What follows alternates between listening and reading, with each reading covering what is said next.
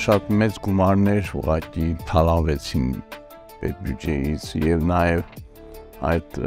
տրանշերը, որոնք ստացավ Հայաստանը որպես վարկ, մսխվեց, բայց տոկոսները հիմա հաջորդ սերունդները, ինչպես ասում են, տալու են։ Սա ռեպուտացիոն շատ լուրջ հարված էր եւ ամենակարևորը երևի 44-օրյա պատերազմի եւ դրա հետևանքների ֆոնին, երբ որ այդ Թասի լեռնանցքը փակվեց, ինչ խնդիրներ առաջացան, ասենք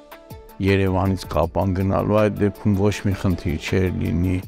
եւ այդ լավ ճանապարհով մենք շատ ավելի ինտենսիվ կարողանանք առողջաշրջանառությունը իրականացնել նաեւ տրանզիտային իմաստով, սա նույնպես ահռելի հարված էր պետության։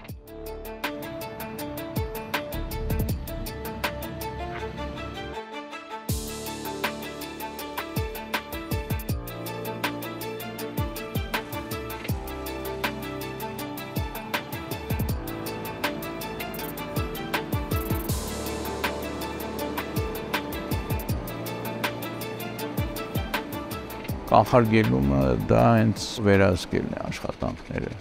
Այդ արագերից պարզ է կարող է պետությունը այս մարդուն որտեղից այսքան գումար, որտեղից այսքան գույք։ Հասարակությունը առաջին հերթին պետք է ուղղակի, երբ որ տեսնում է, ահազանգի դրա մասին ու ասի։ Այն ինչ որ կոչվում է ազդարում, ի վերջո լրագրողական, հասարակական կազմակերպությունն էլ իրենց անելիքներն է։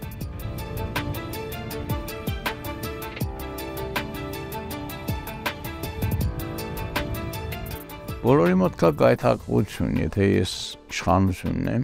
իսկ ինչու դա չօգտագործեմ հարստանալու համար։ Իրավապահ մարմին եւ այլն, այդ ամենը կարող է որևէ դեր չխաղալ, եթե չկա այդ էթիկան, բարեվարկությունը, որ հասկանա, որ ոչ բարեվարկ վերաբերմունքը կարող է իրեն շատ լուրջ վնասներ, այսինքն հասկացնել, որ խայտառակ ես լինելու ոչ միայն դու, այլև քո ամբողջ ցեղը։